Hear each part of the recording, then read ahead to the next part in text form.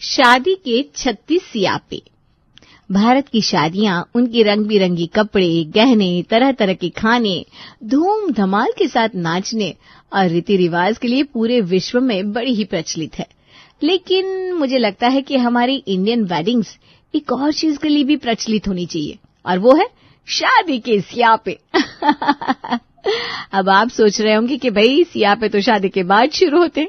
अरे वो तो होते ही हैं, लेकिन शादी में जो सियापे होते हैं उनका कोई मुकाबला नहीं है। विश्वास नहीं हो रहा तो चलिए हम आपको एक डेमो दिखाई देते हैं। अरे कुशल, बुआ जी और फूफा जी को कोई स्टेशन लेने गया कि नहीं? अरे आपने तो कहा था मामा जी के बेटे को कह रहा हूँ, वो ले आएंगे इन्हें। अरे मैंने कब कहा था ऐसा? वो तो उन्हें मिठाइयाँ लाने भेजा है मैंने। अरे तो बुआ जी और फूफा जी को स्टेशन लेने कौन गया? अरे भाई जल्दी पता लगाओ, अगर उन्हें स्टेशन लेने कोई नहीं गया होगा तो पूरी शादी में हमें ताने मारते रहेंगे। अरे ताने क्या मारेंगे, हम तो कुछ कहते ही नहीं। अरे जीजी आप आ गई? हाँ हम तो आ गए, लेकिन तुम्हारे जीजा जी नहीं आए स्टेशन से। कह रहे जब तक हमें बैंड बाजा बारात के साथ लेकर नहीं जाओगे तब तक हम नहीं आने वाले। अरे हम तो बस आ ही रहे थे स्टेशन आपको लेने के लिए। हाँ वो तो दिख ही रहा है, कौन लेने आने वाला था, किसी को याद भी नहीं है कि हम आ रहे। न कोई स्वागत, न कोई बैंड बाजा, न कोई पकवान बनाए हैं। तुम्हारे फूफा जी तो स्टेशन से ही घर लौट रहे हैं। अरे नहीं नहीं नहीं, हम जाते हैं स्टेशन, हम उन्हें लेकर आते हैं, हम उन्हें मना लेंगे। सुनो, ऐसे नहीं मानेंगे, अब जरा अच्छे से मनाना। 11,000 का लिफाफा लेकर जाओ, सूखे मेवे डाल देना उनके मुंह में, तब जाकर शायद मान सकते हैं। इससे तो अच्छा वापस ही चले जाए। क्या? अरे इसका मतलब है कि हम तीनों जाते हैं उन्हें मनाने के लिए, दूल्हा जाएगा तो मान ही जाएंगे, है ना राहुल? ऐसा ही कह रहा है ना? हाँ यही कह रहा था। अब चलो, वो कितनी देर से इंतजार कर रहे होंगे। चलो भाई। हाँ चलिए पापा। ये देखो, शादी वाले घर में आए हैं लेकिन कोई शरबत पूछने वाला भी नहीं है। मीरा, कंचन, अरे कहाँ रह गए दोनों? देखो जीजी आई हैं। तुम दोनों जाओ, हमारा क्या है, हम तो किसी चीज का बुरा नहीं मानते। हाँ आप जाइए, मैं और कंचन जीजी की खातिरदारी करने के लिए यहाँ है। खातिरदारी तो तब होती जब कोई हमें स्टेशन पर लेने आता। खैर हम तो कुछ कहते ही नहीं। अरे जीजी आप ये सब छोड़िए, आप ये लीजिए, सूखे मेवे का शरबत है, पीजिए। हाँ ठंडा ठंडा है, पीजिए और आग बुझाइए। क्या कहा?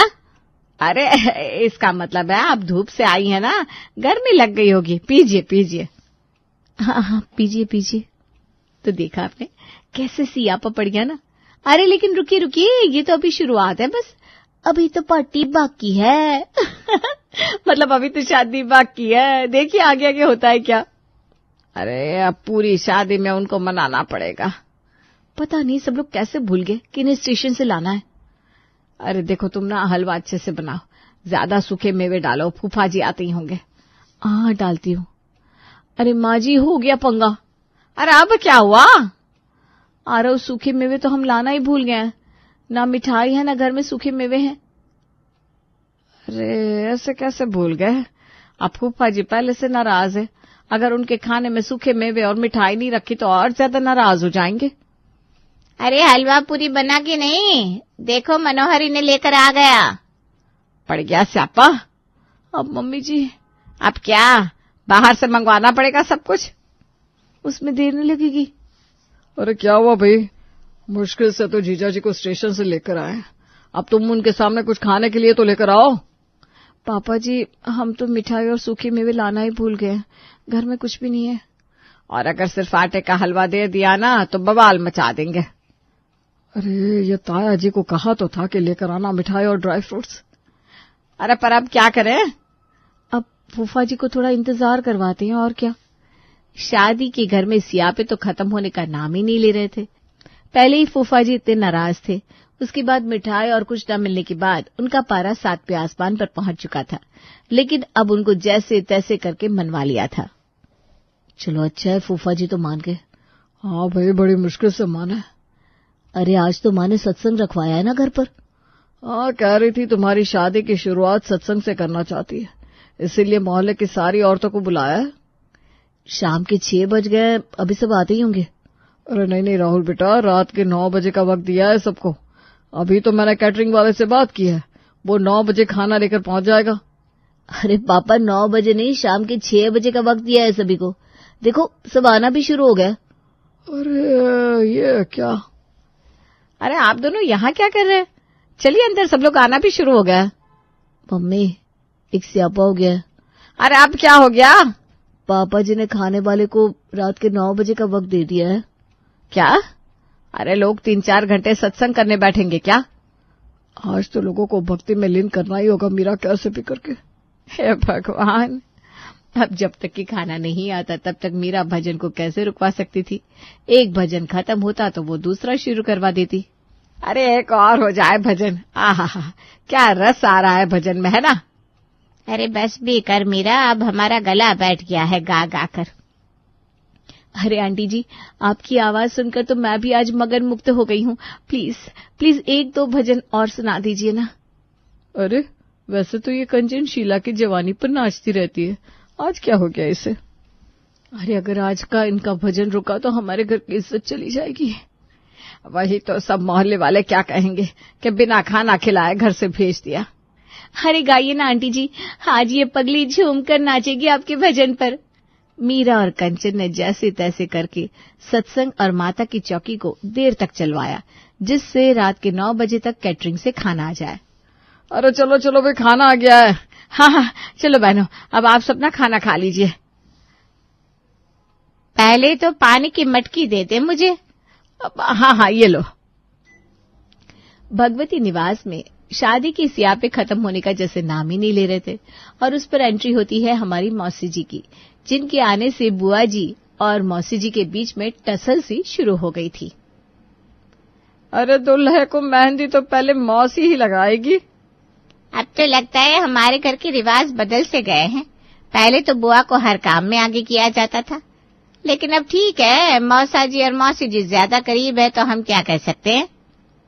अरे अब जिसका जैसा स्वभाव होगा क्या कर सकते हैं बुआ जी।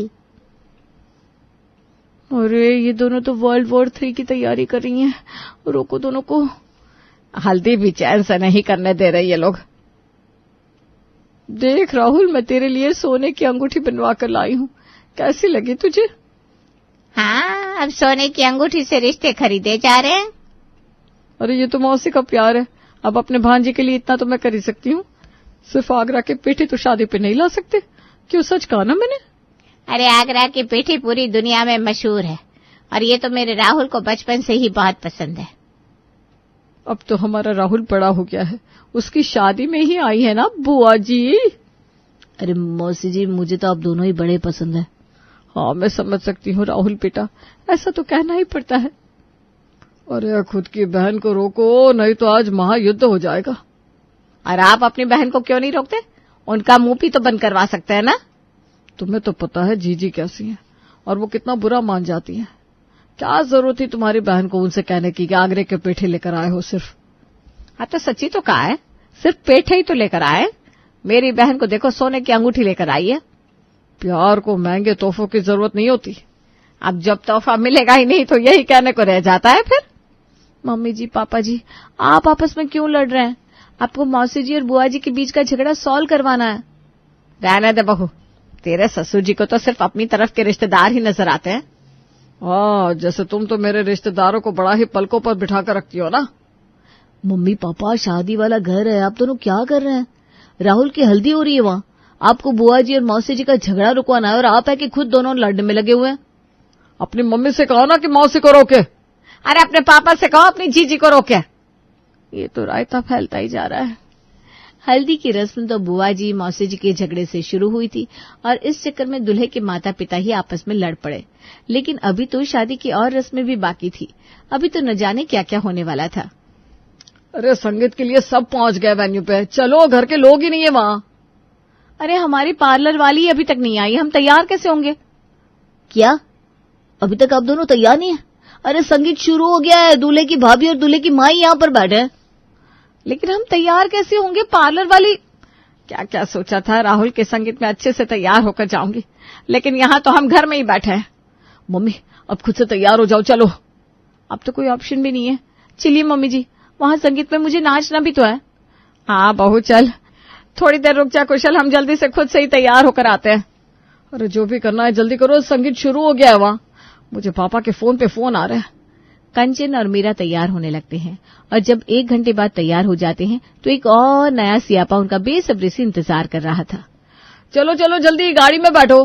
हाँ हाँ चलिए चलिए। अरे ये गाड़ी को क्या हो गया, ये चालू क्यों नहीं हो रही है? एक तो पहले से इतनी देर हो गई है, ऊपर से गाड़ी का ये सियापा रह गया था। अरे छोड़िए, मैं ऑटो करवा लेता हूँ। मैं मेरे बेटे के संगीत में ऑटो में जाऊंगी। अरे माँ, हम संगीत खत्म होने से पहले पहुंच जाए वही बड़ी बात है, अब तो चलो। कुशल जैसे तैसे करके ऑटो ढूंढ लाता है और संगीत के वेन्यू पर पहुंच जाता है, लेकिन वहां पहुंचने तक तो संगीत भी खत्म हो चुका था। मुझे तो लो चली मैं मेरे देवर की बारात लेकर उस गाने पर डांस करना था। अब तुम्हारी पार्लर वाली दीदी के सामने करना ये डांस। अब तो तेरे पापा डांटेंगे वो अलग। वो देखो आ रहे हैं पापा। मैं चलती हूँ, आप संभालो। पापा के गुस्से से तो मुझे भी डर लगता है, मैं भी चला। अरे मुझे इस राक्षस के मुंह में डालकर कहाँ जा रहे हो सब? मीरा अपने बेटे के संगीत में तो ना पहुंच पाई, लेकिन उसने मनोहर की डांट भी काफी खा ली थी। लेकिन अब जो हो गया उसे तो बदलना मुश्किल था, इसलिए अगले दिन मीरा बारात के पहले से ही तैयार हो गई थी। वाह मम्मी जी, आज तो अब जल्दी से रेडी हो गई हैं। चलो अच्छा है, आज तो पापा जी आपको नहीं डांटेंगे। हाँ, आज तो मैंने सवेरे ही स्नान कर लिया और तैयार भी हो गई हूँ बारात के लिए। ये देखो यहाँ, ना मेहमानों को नहाने का पानी मिला है, ना ही सुबह का नाश्ता। और दूल्हे की माँ को तो कोई फर्क ही नहीं पड़ता, वो तो बन ठन कर बैठ गई है। अरे क्या हुआ जीजी, आप इतनी उबल क्यों रही हैं? क्या कहा? मेरा मतलब है आप गुस्सा क्यों हो रही है जीजी? अरे सुबह से न पानी आया धर्मशाला में और ना ही कोई नाश्ता, हम तो भूखे बैठे हैं कब से। मैंने फोन कर दिया है पानी के टैंकर के लिए, जीजी बस आता ही होगा। हे ईश्वर, ये क्या हो रहा है? शादी में कोई काम सही से होगा या नहीं? अरे यहाँ किसी मेहमान ने अभी तक नहाया तक नहीं है और तुम होके बन ठन के घूम रही हो। मीरा, मेहमान क्या सोचेंगे कि हमें उनकी पड़ी नहीं है? अरे वो मुझे लगा कि छोड़ो, औरतों से तो कोई बात कहना ही बेकार है। अरे माँ, मैं कैसे तैयार हूँ अभी? मैंने तो अभी नहाया भी नहीं है, मैं दूल्हा हूँ। अरे बेटा, वैसे भी ठंडी का मौसम है, नहीं नहाएगा तो क्या होगा? पापा मैं दूल्हा हूँ। अरे हम तो अपनी शादी में 3 दिन तक नहीं नहाए थे, मेहमानों की सेवा में लगे हुए थे। और एक ये है कि 1 दिन नहीं नहा रहा है तो रो रहा है। मम्मी मम्मी बंद करो, अब चलो जल्दी करो, तुम्हारी बारात निकाल रहे हैं। बेचारा हमारा दूल्हा बिना नहाए शादी के लिए चला गया और फाइनली शादी के मंडप पर पहुंच ही गया। चलिए अब लड़के वाले मंगलसूत्र लाइए और दूल्हे को दीजिए। मेरा मंगलसूत्र तो लाओ, राहुल को देना है। मेरे पास कहाँ है? मैंने तो कंचन को दिया था। मुझे कब दिया मम्मी जी आपने? तो मैंने किसको दिया था? अरे शुभ मुहूर्त निकलता जा रहा है, यजमान लाइए मंगलसूत्र लाइए। अरे जल्दी करो, ये क्या कर रहे हो तुम लोग? लगता है हम लोग मंगलसूत्र घर पे ही भूल गए हैं। लो पै गया स्यापा एक और। मम्मी जी काम करते हैं, ये लीजिए मेरा मंगलसूत्र, अभी के लिए पहना दीजिए, हम घर जाकर राहुल से दूसरा नया वाला पहनवा देंगे। चलो जल्दी करो। ये लीजिए पंडित जी मंगलसूत्र। फाइनली शादी के 36 सियापों के बाद शादी हो ही गई और हमारे दुल्हा दुल्हन का गृह प्रवेश भी हो गया। आज 2 सालों के बाद सभी उन्हीं चीजों को याद करके हंस रहे थे। और आपको वो दिन याद है पापा, कैसे राहुल की हल्दी वाले दिन आप और मम्मी आपस में लड़ पड़े थे? तुम्हारी मौसी जी ने सोने की अंगूठी जो दे दी थी राहुल को। वो छोड़ो, मुझे तो उस पार्लर वाली पर गुस्सा आ रहा है जो हमें तैयार करने ही नहीं आई। उसकी वजह से मैंने लो चली मैं अपने देवर की बारात लेकर उस गाने पर डांस भी नहीं कर पाई थी। मुझे तो अभी भी फूफा जी का चेहरा याद है, जब उन्हें स्टेशन पर लेने गए थे उनका चेहरा गुब्बारे की तरह फूला हुआ था, जैसे अभी फट जाएगा। हाँ, उस पर सुई तब चुप गई जब मौसी जी को बड़ा लिफाफा चला गया और बुआ जी को छोटा।